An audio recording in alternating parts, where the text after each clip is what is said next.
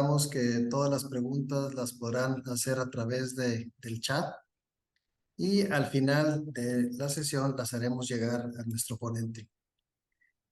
También es importante que nos hagan favor de poner su nombre completo en la pantalla, esto con fines de la elaboración de los diplomas, y también es indispensable que nos hagan favor de llenar la encuesta de satisfacción, y la liga estará en el chat al final de la sesión o podrán tener acceso a ella a través del código QR. En nombre de la Escuela de Medicina y Ciencias de la Salud del Tecnológico de Monterrey, les doy la más cordial bienvenida a la sesión académica de pediatría. Voy a darle la palabra al doctor Juan Francisco Lozano, quien es pediatra y especialista en neurodesarrollo y comportamiento, para que conduzca esta sesión. Adelante, Juan Francisco. Muchas gracias. Pues es para nosotros un honor tener aquí al doctor Gabriel Anzueto. Pues soy una N, Gabriel. Y bueno, si le dan next, creo que ustedes están controlando.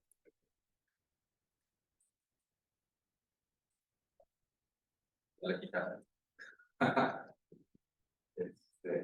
Ahí va.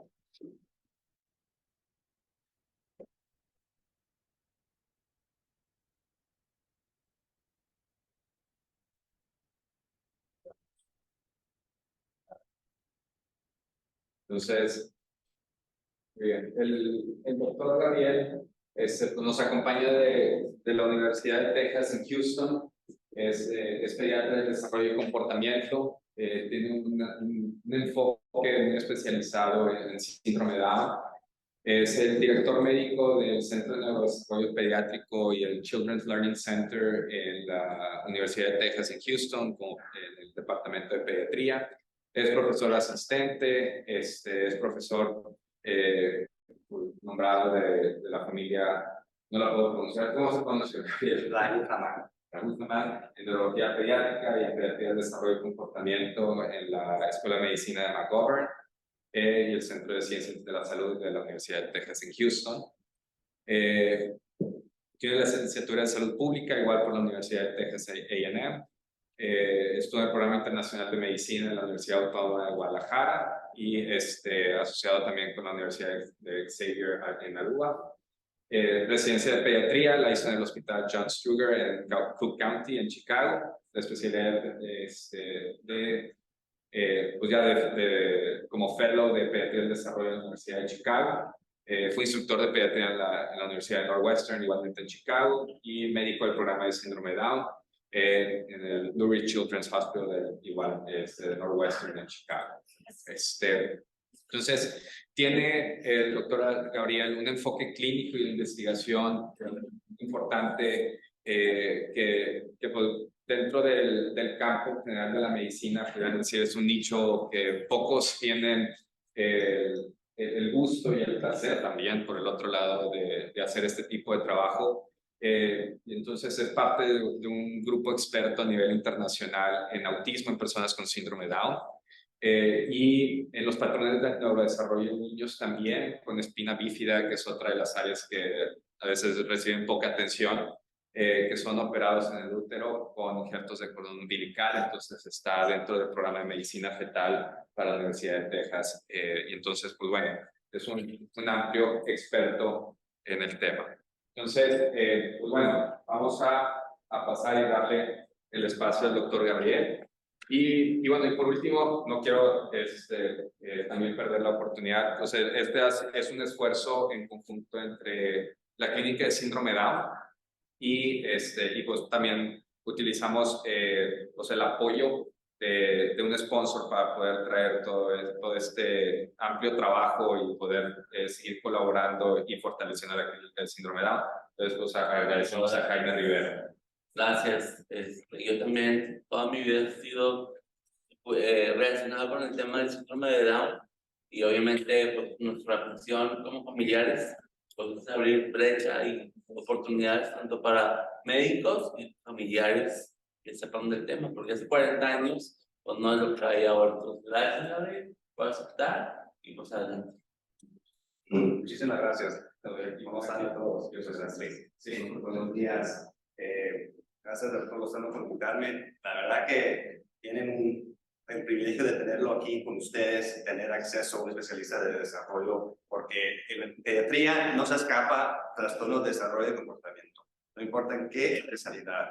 Y así les digo a los residentes, yo sé que quieres ser cardiólogo, neonatólogo, lo que sea, no te puedes escapar, bueno, primero para los boards, ¿verdad? Es obligado saber del tema, pero al día a día vas a enfrentar niños con dificultad en comportamiento. Lo visito desde Houston. Esta es nuestra clínica adentro de la torre administrativa de la Universidad de Texas. Estamos en el piso 19 y aquí, como saben, es el centro médico de Houston, pues, que es como un desierto, no un desierto, pero yo creo que es como un bosque de edificios, que es difícil encontrar dónde van, pero sí, aquí estamos en Houston y es un placer un día que vengan a visitarnos.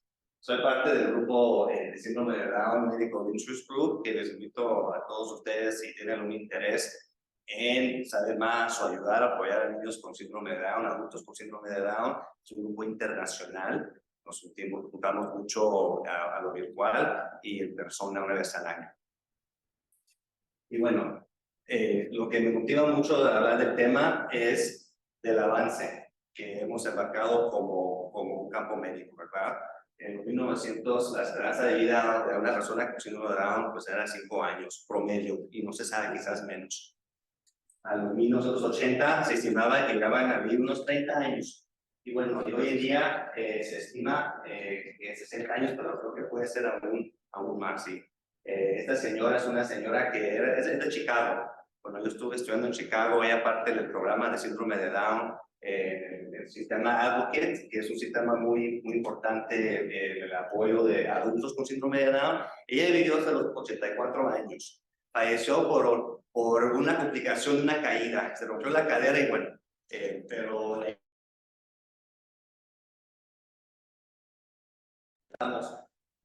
pues, ¿por qué tanto cambio, verdad? Y pues bueno, sabemos que muchos niños con síndrome de Down pues nacen problemas del corazón y ha avanzado pues las técnicas evolutivas para ayudar y corregir problemas del corazón, pero también ha cambiado nuestra perspectiva social. Cuando nace un niño con síndrome de Down, antes se decía, ¿sabes qué? Perdón, tienes un niño enfermo, te voy a hacer el favor, te lo voy a quitar de tus manos. Tenemos una casa o una institución, no te preocupes, no vivas con esta carga. Y la mayoría de los niños fueron pues metidos en orfanatos o en casas de asistencia. Y eso se ve que eso pues limitaba mucho su expectativa de vida, porque pues al fin y al cabo si se los descuidaba, quizás abusaban de ellos, no daban la atención apropiada. Y pues se sabe que hasta los años 60, 80 ya nos alejamos de esa idea de las instituciones, ¿verdad? De hospitalizar una persona con un trastorno del desarrollo, como síndrome de Down. Y eso, pues ahora mismo, estos niños nacen y la idea es, pues, ser parte de la familia, ir a casa, formar parte de la comunidad. Y es algo, pues, que lo que Teddy ha hecho, ¿verdad? Ha dado la oportunidad de decir a estas familias, oye, te felicito, tienes un niño, pues, con algunas dificultades, pero aquí hay un grupo de especialistas, un grupo de familia, un grupo de humanos, ¿verdad? Que queremos apoyarlos y queremos seguir ese camino con ustedes desde más chiquito. Entonces, felicito a tu familia, ¿verdad? Por esta iniciativa, porque les brinda muchos servicios a estas familias y creo que eso está ayudando también a empujar y impulsar la expectativa de vida con esta población. Y bueno, el tema de hoy, ¿verdad? Entender de que sí existe, además del síndrome de Down, estos niños, estas personas pueden tener otros trastornos médicos y de neurodesarrollo. Y bueno, vamos a hablar hoy sobre el autismo. En Estados Unidos ya sí, el autismo, la prevalencia está subiendo. Esto es autismo en general. Algunos números se cree que sí están aquí metidos unas personas con síndrome de Down igual, pero se ve que ha subido, aumentado 300% la prevalencia de autismo del año 2000. Entonces, la verdad es que vamos a encontrar autismo en nuestra carrera como pediatras, no vamos a escapar. Cuando hablamos de síndrome de Down y el autismo, la verdad que aún no hemos llegado a decir en la comunidad médica, pues cuál es la prevalencia, porque se estima entre 4 y 40%, que la verdad que los que saben mucho de la estadística, pues no da sentido, como 3 a 4 o 41%. Un metaanálisis que se hizo en el 2015 estima más la regresa como el 16%. Entonces, parte del grupo de DISMIC con una pediatra de neurodesarrollo, neonatóloga, Dora Budani, de la Universidad de Toronto, ella publicó un protocolo que vamos a tratar de repetir este metaanálisis, ¿verdad? En el año 2023-2024, en tratar de dar un número más exacto. Pero bueno, aquí como médicos, siempre me preguntan, pues, mis colegas, residentes, otras personas que no son pediatras, si existe autismo y síndrome de Down. Y les digo, sí, sí existe. Porque, bueno, nos entrenamos en la pediatría, nos entrenamos en la patología. Pues yo por lo personal, me encantaban los libros de Letter, porque me encantaba ver todos los dibujos y pensaba que yo aprendía más con los dibujos. Entonces me encanta regresar a esos tiempos, bueno, no sé tanto, pero de ver. Y yo creo que eso es lo que la idea de una patología nos llena esta idea, ¿verdad? Esta idea de que es una enfermedad, un control de enfermedades. Y hay que ver lo peor, hay que enfocarnos en lo externo, enfocarnos en lo físico, y está bien, porque hay que hacer un buen diagnóstico. Como médicos hay que entender bien y llegar al diagnóstico apropiado. Pero a veces creo que eso nos ciega un poco a ver más allá que el síndrome de Down, vemos como solo una patología. Y pues, cuando hablamos con los papás y los padres y los que cuidan niños con síndrome de Down, nos platican que siempre hay muchas barreras en cuando llegan a identificar el autismo y el síndrome de Down. Sabemos que los niños son diagnosticados mucho más tarde, y aún el autismo es diagnosticado, creo que aún más tarde. Hay algunas diferencias en los grupos, ¿verdad? Digamos, afroamericanos contra latinos, en fin, ¿verdad? Entonces sí hay esa separación. En esta población especial sí hay una barrera, hay una desproporcionalidad de que se diagnostica mucho más tarde. Y sabemos que cuando se atrasa un diagnóstico, también se atrasan las terapias. Y en nuestro mundo pensamos que el tiempo es desarrollo. Y lo hemos visto. Cualquier trastorno que sea algo físico, algo de comportamiento, lo mejor que podemos rehabilitar al paciente lo más temprano, tiene las mejores expectativas. Un grupo de colegas, la doctora Spinazzi y otros, pues querían investigar un poco más cuáles son las barreras, qué está sucediendo desde el punto de vista de los padres con estos pacientes de la población. Y bueno, como sabemos y acabamos de mencionar, reportan que hay mucha dificultad en hacer el diagnóstico, que cuando los padres empiezan a sospechar que hay algo diferente con su niño con síndrome de Down, se van a los grupos y ven, oye, pues mi chiquito actúa de una manera y los demás de otra manera. Y ahí al tener un diagnóstico, hay un lapso como de 5 años que reportan, ¿verdad? Y en ese lapso vemos que sus preocupaciones son ignoradas, porque llegan a comentarle a miembros de su familia, oye, ¿no pensás que mi chiquito es diferente? Y dicen, no, pues tiene síndrome de Down, va a tener diferencia, no te preocupes. A las terapeutas, algunas veces, oye, ¿no crees que tiene algo? Y no creo.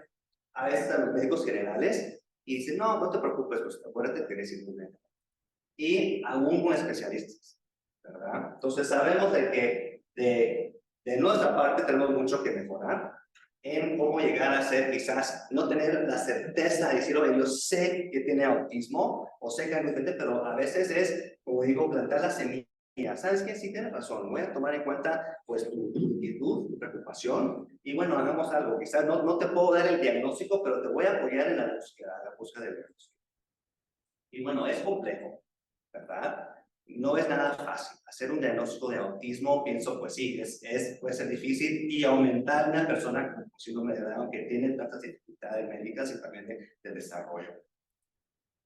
Entonces, para llegar, digamos, a entender el primer paso para hacer un diagnóstico de autismo es regresar a la base, ¿verdad? A lo básico. ¿Qué es el trastorno de autismo? ¿Verdad? En general. Y hay que recordarnos que las personas con autismo, tengan o no síndrome de Down, van a tener, lo primero que van a tener es dificultad con la comunicación social.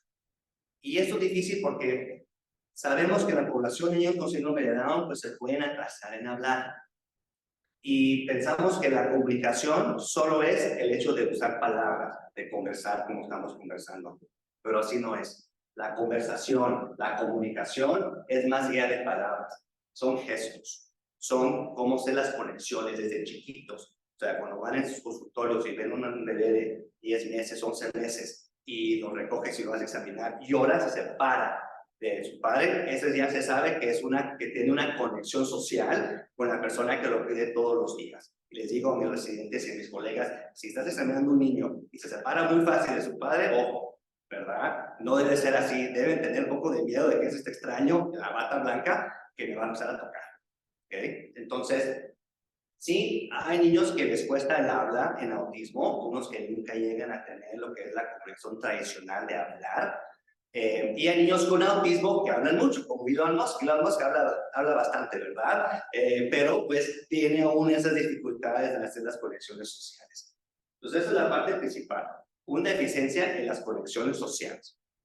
Y eso hay que verlo y modificarlo en las poblaciones especiales como los niños sordomudos y los niños con síndrome de Down. Y además de eso, quizás ustedes conocen más los patrones repetitivos que vemos, ¿verdad? Usted quizás ha escuchado que los niños caletean las manos, se gustan menear, se dan vueltas, hacen muchos movimientos repetitivos con su cuerpo y a veces hacen algunos sonidos, ¿verdad? Repetitivos que no hacen, que no tienen ninguna función comunicativa, ¿verdad? Como andan caminando diciendo como ti, ti, ti, ti, ti, ti, y solo andan como en su mundo.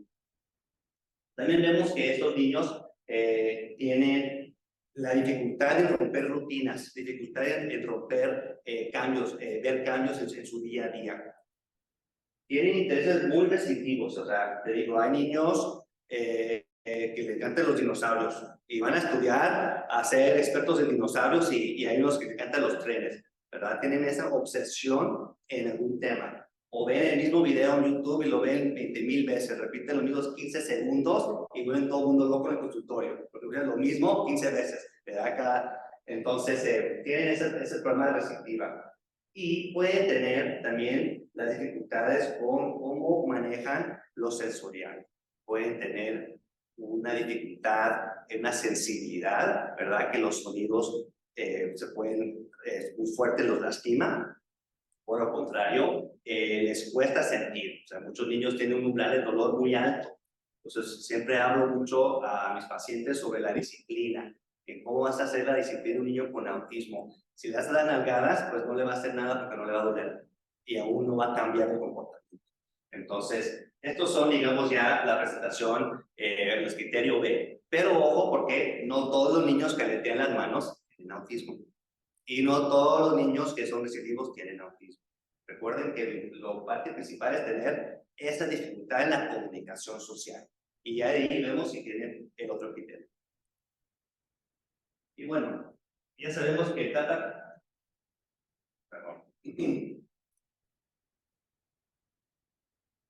Entonces ya reconociendo pues qué es el autismo y viendo que hay diferencias y hay puntos y hay comportamientos que se ven en ambas poblaciones, entonces pensamos, ok, ¿cómo podemos llegar y hacer un buen diagnóstico? ¿Cómo podemos diferenciar? Cuando tengo una población de niños con síndrome de Down, ¿cómo sé si tienen autismo o tienen síndrome de Down?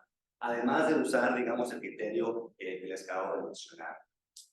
Entonces, en este estudio, investigaron que las personas con síndrome de Down y autismo tienen menores habilidades cognitivas. Entonces, sabemos que el síndrome de Down hay una variedad en la función cognitiva. Hay algunos que llegan a ser actrices, actores, llegan a platicar, a compartir sus vidas, llevan a tener trabajos, y hay otros niños que son un poco más impactados, que les cuesta más aprender, más tener función cognitiva. Entonces, los que tienen autismo, síndrome de Down, se ve que la cognición es más baja. Tienen más dificultad con el lenguaje receptivo y expresivo. Igual, recuerdo que en el lenguaje no solo es cómo uno se comunica con las palabras externas, pero cómo uno recibe, ¿verdad? Lo que es la comunicación, cómo uno procesa el lenguaje que escucha.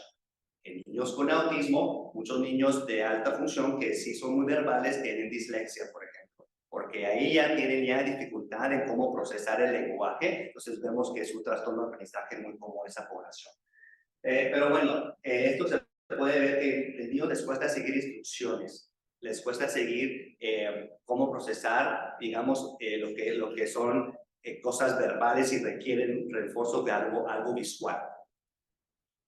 Estos niños también tienen mayor uso del lenguaje inapropiado, pues como le comenté, quizás usan sonidos como tu, tu, tu, tu, tu, tu, ti, ti, ti, ti, ti, y es la manera que se comunican, ¿verdad? Tienen dificultad con la comunicación no verbal. Entonces, cuando vemos y pensamos en el desarrollo de los niños chiquitos, nos recordamos que como los 12 meses ya los bebés deben estar empezar a apuntar y tener un poquito de gestos, ¿verdad? Decir con la cabecita sí o no, o tener un cambio en el gesto de su cara, cuando están enojados, ¿verdad? Niños con síndrome de autismo les falta cómo complementar esa comunicación. Hay niños con síndrome de Down que les cuesta hablar, pues por el dificultad anatómico, pero se compensan mucho con sus gestos. Se ven que son muy animados y que se ve que están jugando un juego, que ahí, que ya, que grande, pequeño, me encanta, no me gusta. Entonces uno puede medio entender lo que quieren decir y dar un mayor esfuerzo para comunicarse usando su cuerpo, usando sus gestos. En síndrome de Down autismo, eso es una dificultad, ¿verdad? Y sabemos que hay dificultad con las relaciones sociales, cómo conectarme con mis padres, con mis amigos, con mis compañeros. También vemos que estos niños tienen más dificultad con la función adaptiva y pues va a mano con las problemas cognitivas, ¿verdad? Entonces, para diagnosticar a una persona con un atraso intelectual, recuerden que requiere no tanto solo tener la cognición, o en inglés el IQ, bajo de 70, también requiere tener dificultades con su función adaptiva, ¿verdad? ¿Cómo hace uno lo que son las tareas día a día, ¿verdad? Les cuesta mucho dejar el pañal, les cuesta mucho darse de comer, entonces requieren mucho más apoyo.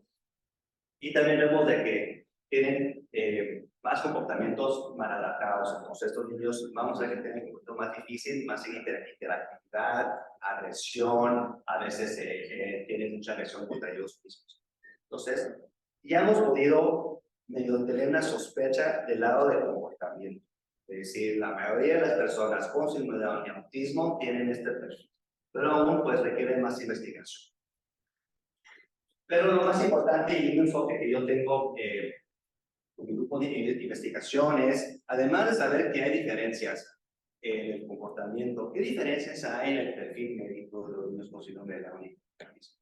Porque sabemos que la mitad de los niños tienen problemas congenitales del corazón. Y eso ha sido un gran avance en ayudarlos, ¿verdad?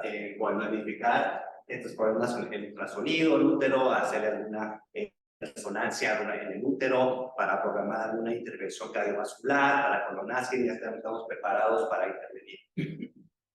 Entonces, sabemos de que de los primeros encuentros con los pacientes con síndrome de Down, mucho es desde el lado médico, y es bueno porque eso les ayuda a salvar su vida. Pero es muy complejo. Es muy complejo el cuadro médico con estos niños. Y eso es un dibujo, una imagen, una visualización que hizo mi colega, la doctora Palmer, del hospital de Boston Children's, que es la directora de su programa de síndrome de Down en Boston.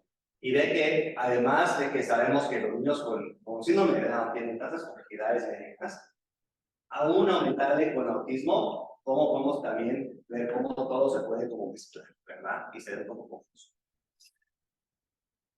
Pero bueno, hablando ya en lo general, vamos a hablar del perfil, ¿verdad? De los niños, personas con síndrome de Down. Vemos que ellos tienen menos incidencia de algunos cánceres, y más sabemos los cánceres que son sólidos, tumorales, tienen menos incidencia de aterosclerosis y de la hipertensión. Entonces, hay algunas cosas que vemos menos en esta población, pero, y alergias, perdón. Pero bueno, la lista de incidencias es mucho más.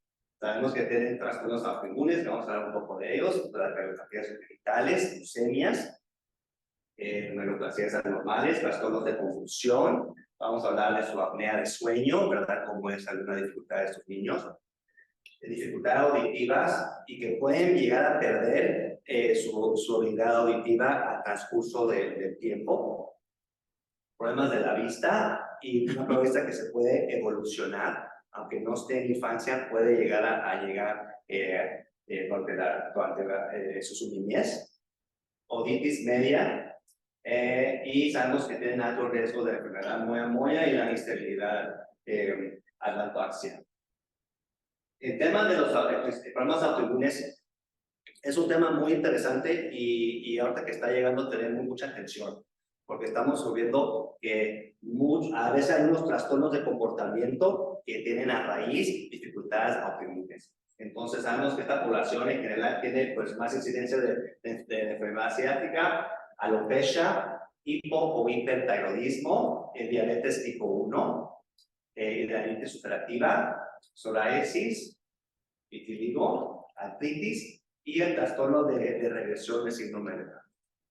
El trastorno de regresión de síndrome de Down es un tema muy interesante porque estamos aprendiendo, y muchos investigadores, el doctor Sontoro en California hizo un grupo, que es un pediatra neuroinmunólogo, están descubriendo que hay un patrón de comportamiento en los adolescentes con síndrome de Down, que en la adolescencia entre los 15 y hasta 35 años llegan a tener un cambio de su base, ¿verdad? Antes eran muy verbales, antes eran, digamos, quizás tenían un comportamiento estable y empiezan a tener más dificultad con su comportamiento. Pueden tener una dificultad con la comunicación, pueden volverse más agresivos y también físicamente pueden tener o mayor movimientos repetitivos o también tener catatonia.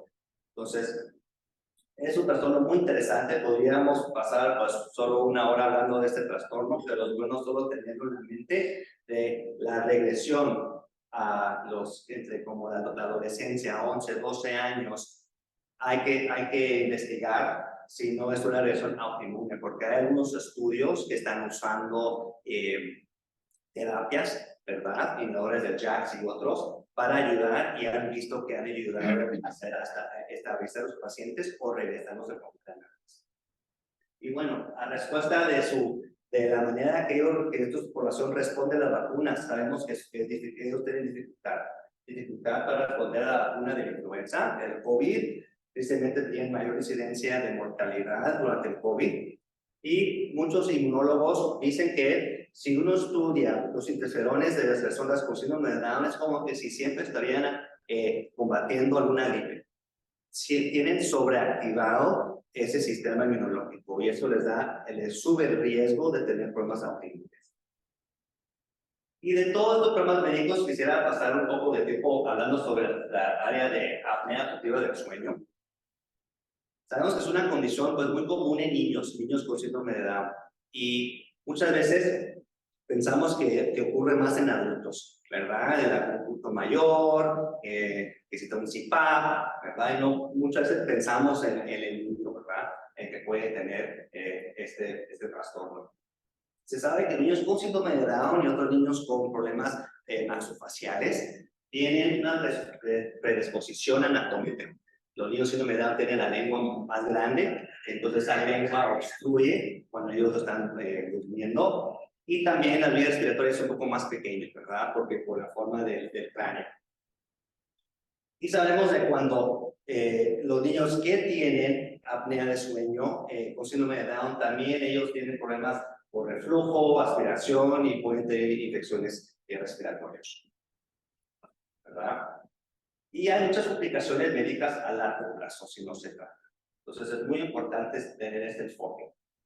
Actualmente la recomendación de la Academia de Pediatría en el cuidado de niños con síndrome de Down nos dice que debemos hacer estudios de sueño entre los 3 y 4 años. Ya pues han habido tiempo con nuestra práctica en Chicago, hemos podido llegar a tener estudios tan chiquitos como los 2 años. Hemos visto que niños vienen muy sintomáticos, están durmiendo en posiciones bien raras, ¿verdad? Se duermen boca abajo, con la boca al aire, se duermen los bebés extendidos, tratando de abrir sus vías aéreas para poder respirar en las noches. Entonces empezamos en Chicago a colaborar con nuestros especialistas de sueño para hacer estudios desde los 2 años. Pero acaban de publicar los neonatólogos del Hospital de Cincinnati que quizás los 2 años es demasiado tarde. Dijeron que en su unidad de cuidado intensivo neonatal hicieron estudios de sueños en pacientes con síndrome de Down y encontraron que el 94% de esos pacientes tienen su estudio de sueño ano. 94%.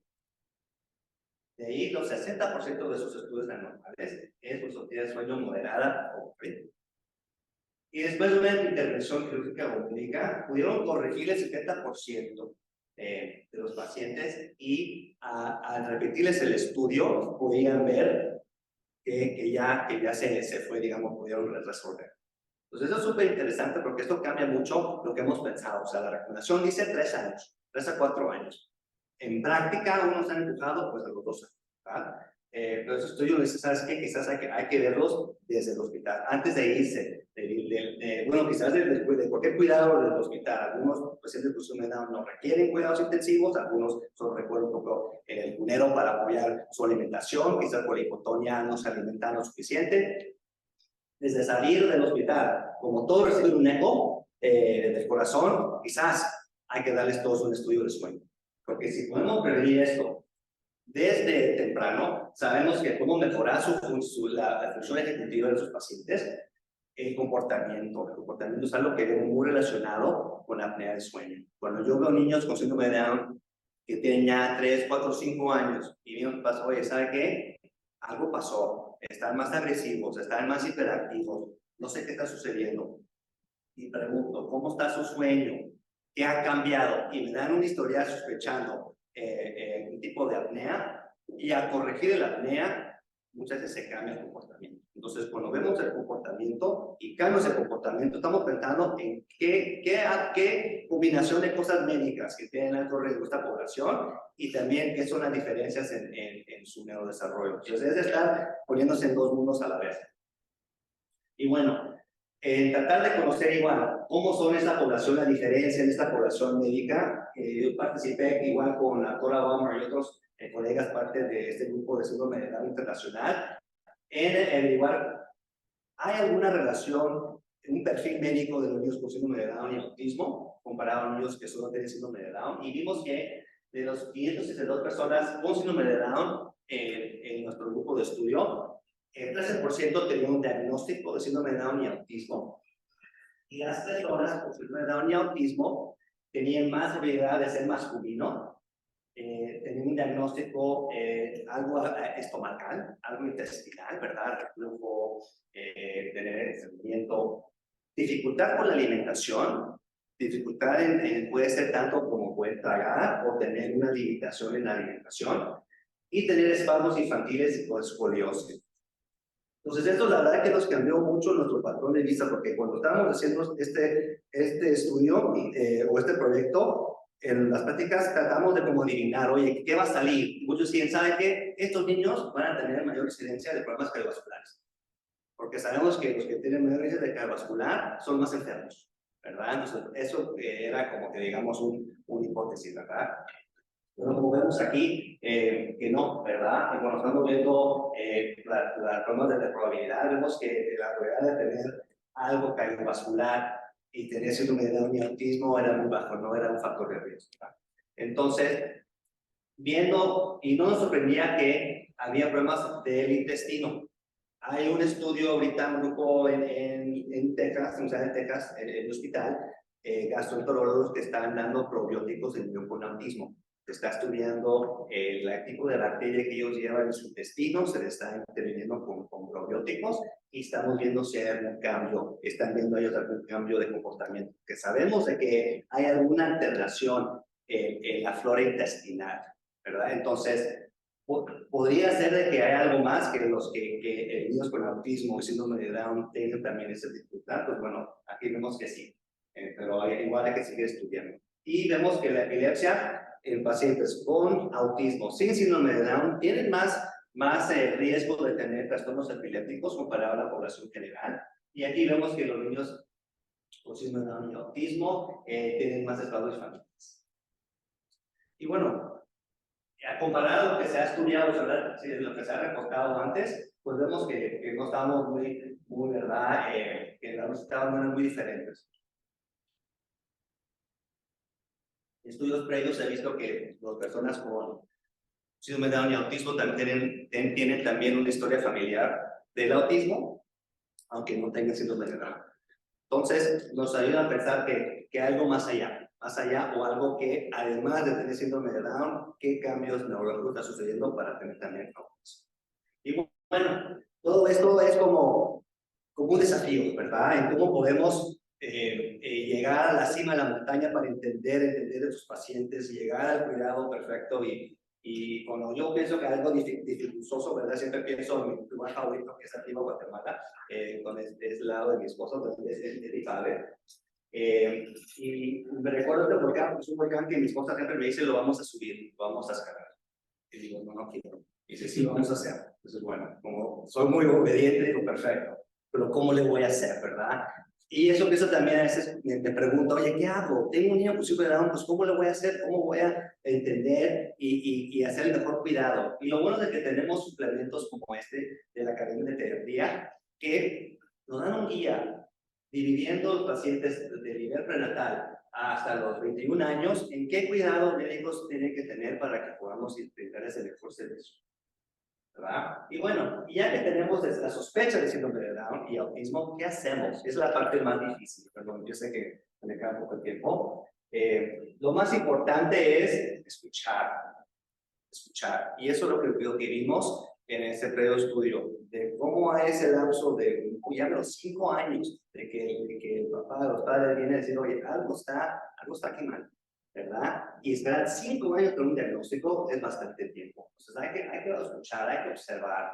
Y siempre hay que entender, pues bueno, si yo no sé, pues aquí tienen a mi estimado, ¿verdad? Que está el doctor Sano aquí listo para apoyarlos y para ayudar a guiarlos. Pero lo importante es, en nuestras prácticas, saber si sabes que algo sí, voy a tomar válido tu preocupación y vamos a ver cómo vamos a llegar a una solución. Y es algo muy complejo, ¿verdad? Esto no es fácil. Igual con la doctora Murani pudimos hacer este esquemático en cómo podemos apoyar a los pediatras generales o a los doctores generales en llegar al punto de cómo navegar la pregunta que si el paciente con síndrome de Down tenga o no el autismo. Y pues bueno, lo que llegamos a la conclusión es que hay que tener una manera de poder usar algunos datos o poder reportar los comportamientos y usar esos como, digamos, esas herramientas estandarizadas para ayudar a saber qué pacientes son de alto riesgo y quiénes. Y el problema del método de vigilancia es que es algo, pues sabemos, ¿verdad?, en la lista rutinaria, que es algo que está incorporado. Y la Academia de Pediatría dice que hay que hacer algún tipo de revisión, preguntarnos, ¿tiene o no autismo? ¿Cómo va el desarrollo de los niños con síndrome de Down a los 18 y 24 meses? Pero cuando pensamos en ver qué herramientas usar, en Estados Unidos tenemos y en Canadá tenemos pues varias herramientas que se han usado y se han investigado en síndrome de Down.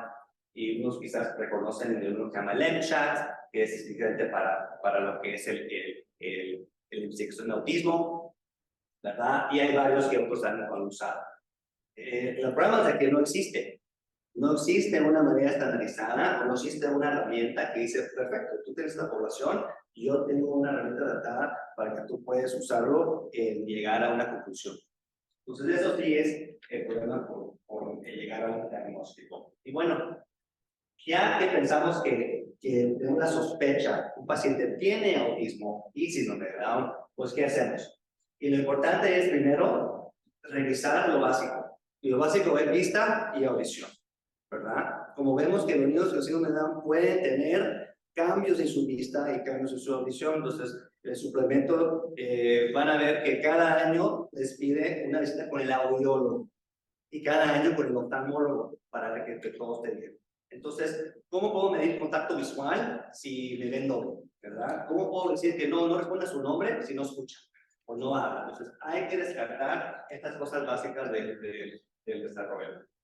Y de ahí, pues hay que ver cómo está su sueño, como hemos hablado, ¿verdad? El sueño cambia el comportamiento, puede cambiar el perfil del niño en términos de cómo son si los niños con falta de sueño son muy irritables, ¿cómo van a poder tener una relación social si siempre se sienten cansados, verdad? Entonces, ya que hemos visto que todo eso se ha resuelto porque no es un factor, pues vemos de que cómo podemos llegar a un diagnóstico. Y igual, en Estados Unidos se usa mucho, en Canadá, todos lados del país, bueno, aquí también en México, sí, en México también lo usan, es el E2, ¿verdad?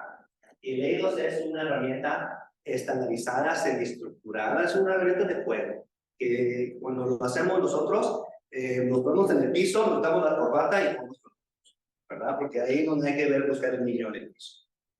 Y lo que hacemos es que tratamos de ver sus comportamientos sociales, cómo se están comunicando con nosotros, y vemos, ¿verdad? Estamos diseñados para evaluar los patrones del autismo. Entonces, como ven, el kit de esta herramienta es puros juguetes, ¿verdad? Puros juguetes. Entonces, es parte del entreno de un plan de desarrollo, lo puede hacer un terapeuta, un psicólogo, le puede hacer, muchos lo pueden hacer. Pero el problema es de que en niños con síndrome de Down y con dificultades intelectuales hay algunas limitaciones porque no está modificado para ellos. Supuestamente dice que si el niño no camina, no le puede hacer el ellos.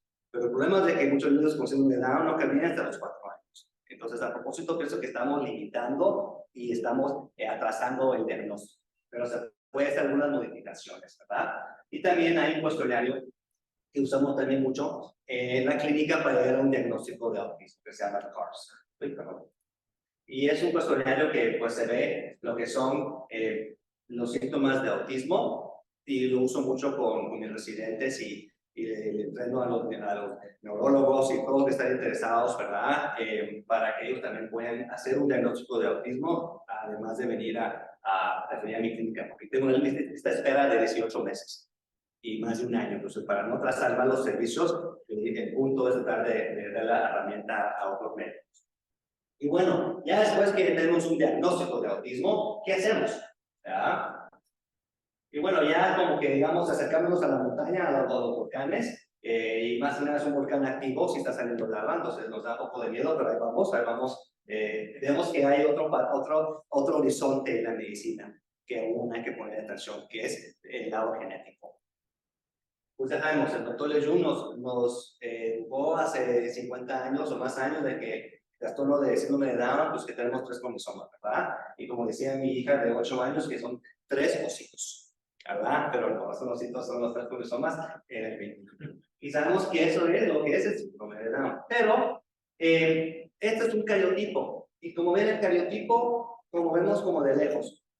Hay otras maneras de ver adentro del gene y adentro del función genético que nos puede brindar mucho más información. Entonces, el cariotipo es como ver la manzana por fuera. Hacemos que tienen 3 manzanas, ¿verdad? Le conforma 21. Pero ¿qué hay dentro de la manzana? Está podrida la manzana, le faltan semillas, hay un cambio. Entonces, usamos técnicas como se llama el whole exome, que sacamos las exonas, ¿verdad? Que son las partes activas del gene, que esas partes que se van a producir proteínas.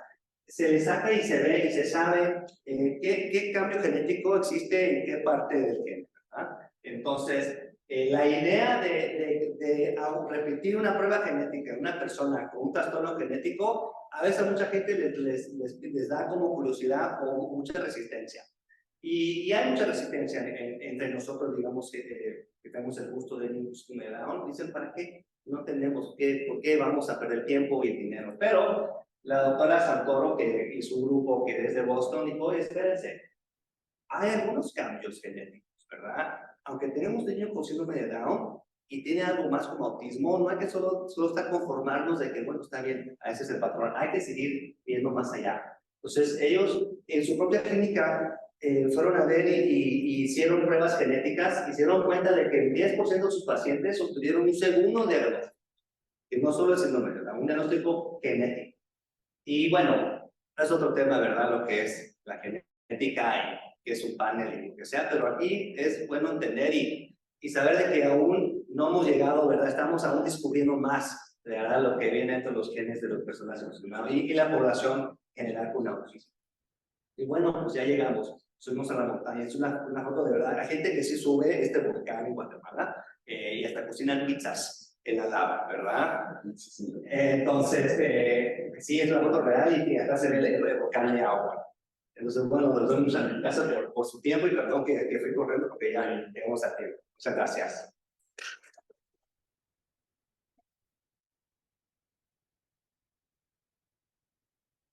Bien, muchas gracias, Gabriel. Está excelente poder tocar todos estos temas que a veces, como dices, nos enfocamos nada más en el síndrome de Down y y cuáles son las necesidades terapéuticas y muy por encimita de que si se le han hecho los estudios que requieren y pues, se nos olvida que pueden presentar también otras cosas como cualquier otro niño. Y bueno, en específico con este tema, tanto el síndrome de Down como también otro tema muy actual, que es la regresión del síndrome de Down. Entonces, digo, no sé si aquí alguien tenga alguna pregunta. Digo, tenemos una pregunta que nos enviaron y es, la primera es, yo creo que va más enfocada hacia la parte de autismo y generalidades, pero ¿cuál es la diferencia entre el ADOS y el MCHAT? El MCHAT, perfecto. Entonces, hay el MCHAT, en inglés se llama un screener, no sé cómo se dice en español, o sea, es un tamizaje, gracias. Entonces, el MCHAT es un tamizaje que nos llega a sospechar si hay que tomar el siguiente paso de referir o de investigar si tienen autismo. Y ya leído si es una herramienta de diagnóstico. En Estados Unidos, pues el que manda son los seguros, tristemente, ¿verdad? Si yo digo, tiene autismo y no hago nada, ese seguro no te cree. No le voy a pagar ninguna terapia. Tiene que tener algún E2, tiene que tener este cuestionario validado del CORS y me tiene que poner ahí, usar el criterio que les puse línea por línea. Si tiene o no tiene tal criterio de diagnóstico. Son muy estrictos. Y lo peor es que un niño con autismo a los 3 años, ¿sabes qué? Ya no te creo que tenga autismo. Hay que reevaluarlo. Si no, no va. Entonces, otra vez, hacemos este tipo de estudios. Entonces, el tamizaje nos ayuda para que, digamos, en un control de pediatría en general, de ahí poder mandar al especialista o para empezar las terapias. Y el E2 nos ayuda a formalizar el diagnóstico.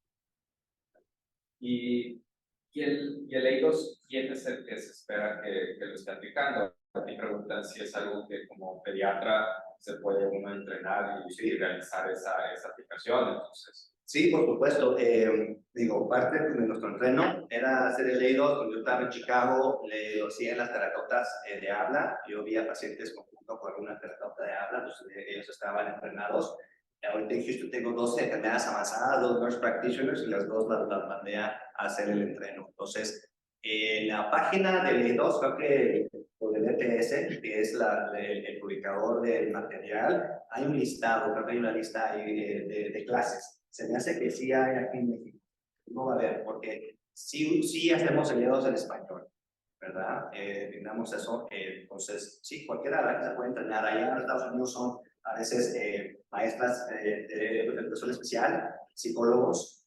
Entonces, sí, si están interesados, les animo. Es un proceso muy interesante, es muy divertido. Muy divertido. ¿Y cuáles son, yo aquí creo que podemos separar la pregunta, pero los tipos de intervención, de terapias recomendadas para una vez que detectamos un niño que tiene síndrome de Down y además autismo? Sí, es una buena pregunta. Pues siempre es primero el apoyo de la comunicación, ¿verdad? Entonces, sí es entender que estos niños se comunican más con lo visual. Poner la oportunidad de usar algún sistema que se llama PECS, que es un Picture Exchange, que son imágenes estandarizadas que pueden utilizar de esa manera para comunicarse. Y de ahí tratar de expandir a un aparato comunicativo. Quizás el niño pueda apretar y les habla, ¿verdad?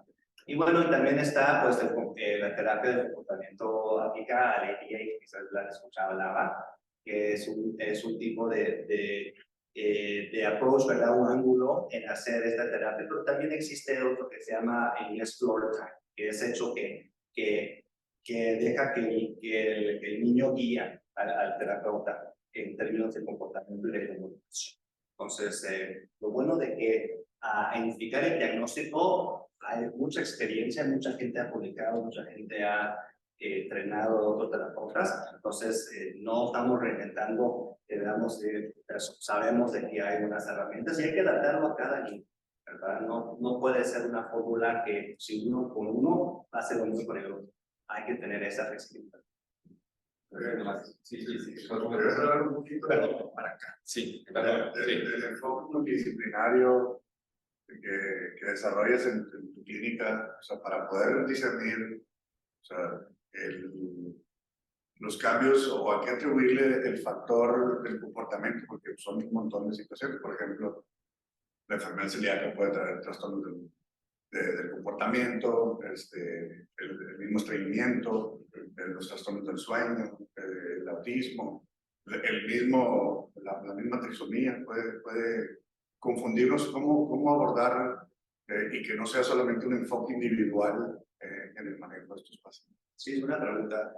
Una experiencia requiere primero al apoyo desde hasta arriba, ¿verdad? Todos los encargados de todas las especialidades, el entender de que hay que tener esa flexibilidad de poder acomodar a estos niños, ¿verdad? A veces no es posible todos estar en la misma clínica, ¿verdad? 5 especialistas, 6 especialistas esperando a ver un paciente, ¿verdad? No, a veces no se puede en términos de la coordinación, pero la habilidad de poder tener un tiempecito, ¿verdad? Tener una persona primero central, ¿verdad? Como en todos los años, tener una persona que quizá que sí sospecho que quizás esta es una enfermedad celíaca y vemos que en niños con síndrome de Down no se puede hacer, digamos, estudios rutinarios. El especialista gastroenterólogo pediatra tiene que ser una endoscopía, tiene que ser otras cosas. Saber de tener que las especialistas van a saber que nos vamos a comunicar con ustedes y que vamos a tener diferentes ángulos en llegar al cuidado y reconocer cuáles son las limitaciones de esas personas. Porque yo he visto, por ejemplo, yo he hablado con especialistas de sueño, con neumólogo, digo, oye, quiero hacer un estudio de sueño a un niño de 2 años. ¿Por qué? ¿Para qué? Porque no sé, aún quizás no están embordado en el mismo tema, en la misma página, entonces ya toca, ok, ahí está la barrera, ¿verdad? Porque dicen, no, pues, ni sabes lo que estás diciendo, ¿verdad? O no entiendo. Entonces, la educación, ¿verdad? Es número 1 y entender, pues como hemos hablado, de cómo esto va a ayudar a mejorar a los pacientes. Cosas como lo que son los hematólogos, oncólogos y los cardiólogos, ese es un sistema que se ve que es más fluido, ¿verdad? Porque, bueno, la leucemia es algo que es rápido, si algo sucede con el corazón, ¿verdad? Y vemos que sí, eso nos cuesta más con los audiólogos o oftalmólogos, pero yo pienso que el número 1 es la educación, en que todos tenemos la misma página, que estos niños y varios otros niños también, ¿verdad? Van a requerir tener una persona central, como el pueblo sano, y dice, ¿sabes qué? Ahora sí te toca ir a ver tal persona, ¿verdad? O sea, en el campito que anualmente te voy a mandar todos los niños con síndrome de Down para hacerse un chequeo anual.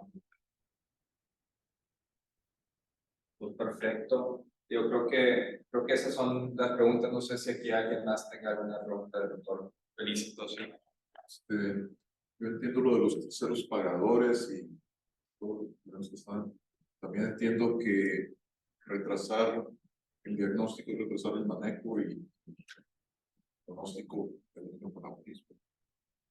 Mi pregunta sería, ¿qué tan común es que usted vea a un niño y dice, este niño tiene autismo, y el A2 diga que no? ¿Cómo será eso? Sí, buena pregunta.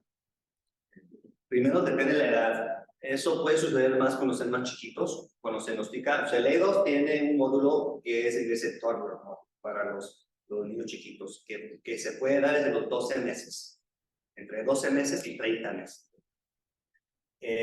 Y los últimos estudios han dicho que como el 9% de diagnósticos que se hacen de autismo a esa edad, entre menos de 30 meses, no resultan al tener otra vez el diagnóstico, digamos, a un par de años.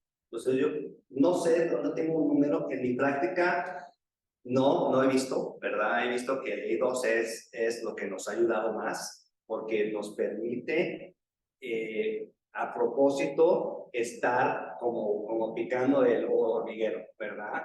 Quiero ver cómo piden las cosas, te quiero hacer enojar, te quiero llegar a poner situaciones y quiero ver cómo vas a reaccionar con la comunidad social. Entonces, por eso mucha gente le gusta. Ahora, no es perfecto, ¿verdad? No es un estudio de sangre que uno puede decir si tienes hipertiroidismo o no tienes. Entonces, sí requiere, depende quién lo está interpretando, pero puedo decir un 9% de pacientes quizás ya no llevan el diagnóstico de autismo después de los 3 años. Pero digo, ¿qué llevan trastorno de habla? Le digo para los papás, ¿qué hicimos mal? Nada, o sea, no es como que te dijimos terapia y híjole, te equivoqué, nos canse, ¿verdad? O sea, llegaste a un programa de terapia, llegaste a un programa de rehabilitación, entiendo. Tener un diagnóstico de autismo es fuerte, ¿verdad? Pero pienso que el riesgo de la intervención es mucho menos en el intervenir temprano que el esperar.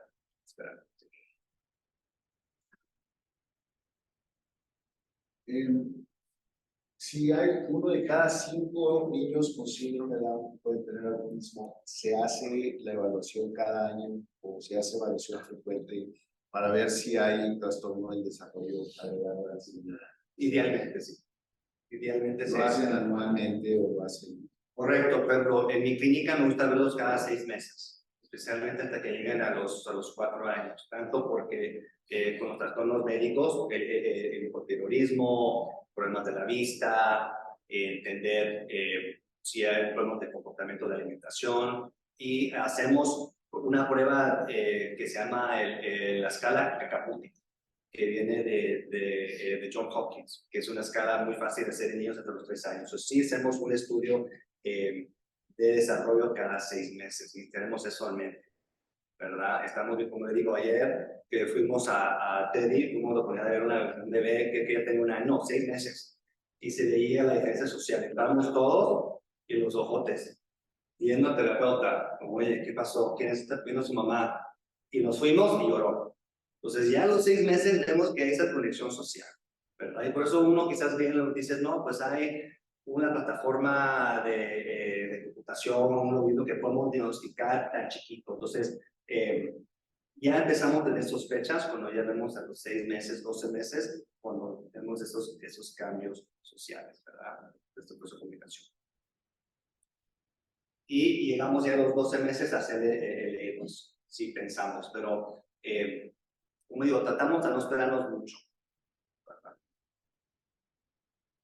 ¿Qué más? Muchas gracias, Gabriel. Muchas gracias. Muchísimas gracias por la habilidad del tiempo. Gracias, ¿no? Sí. Sí, respondo.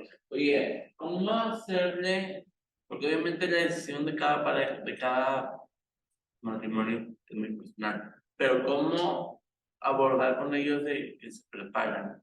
O sea, ustedes como doctores pueden como que no se esperen hasta que nazca para que empiecen a prevenir, o cómo manejan ese tipo de temas con cada papá. Sí, es un buen tema.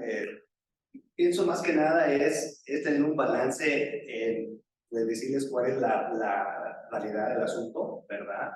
Que van a haber dificultades, ¿verdad? Más aún comparado a una persona sin síndrome de Down, pero yo pienso que más allá es hacerle a los papás sentirse en casa, sentirse apoyados, sentir que tienen un grupo ahí que va a estar dispuesto a hacer todo lo posible para estar un paso adelante de los trastornos que sabemos que son comunes, ¿verdad? Hablamos de la expectativa de vida, ¿verdad? Hablamos de cómo son los cambios ya en la sociedad, en las personas que tienen en teoría discapacitación.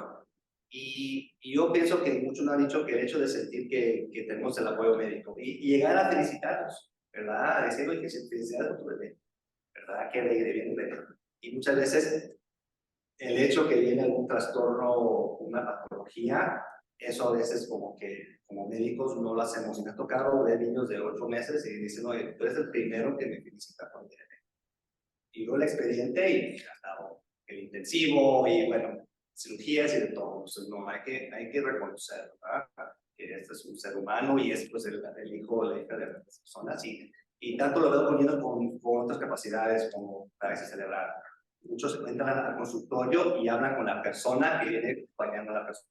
Asumimos que esta persona en la silla de ruedas no sabe, tiene un propósito. Y aunque sí, está en el ventilador, se ve que sí está impactado, ir a saludarle, ¿cómo estás, Juanito? Mucho gusto verte, señora, ¿cómo está? Eso es lo que dicen las papás, que llegan mucho, llegan a sentirse respetados y sentirse con confianza, ¿verdad? Y confianza en el sistema médico.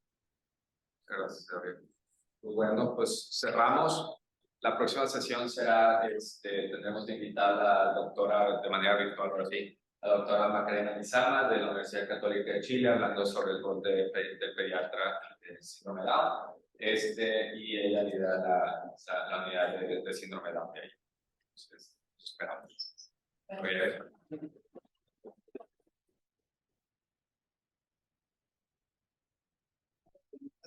Usa no saber cómo bueno, ahorita me tengo y correo sí. Okay. Gracias. Gracias. Gracias.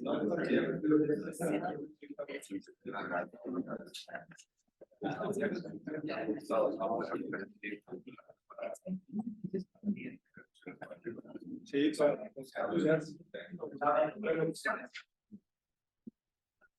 Bien. Muy bien.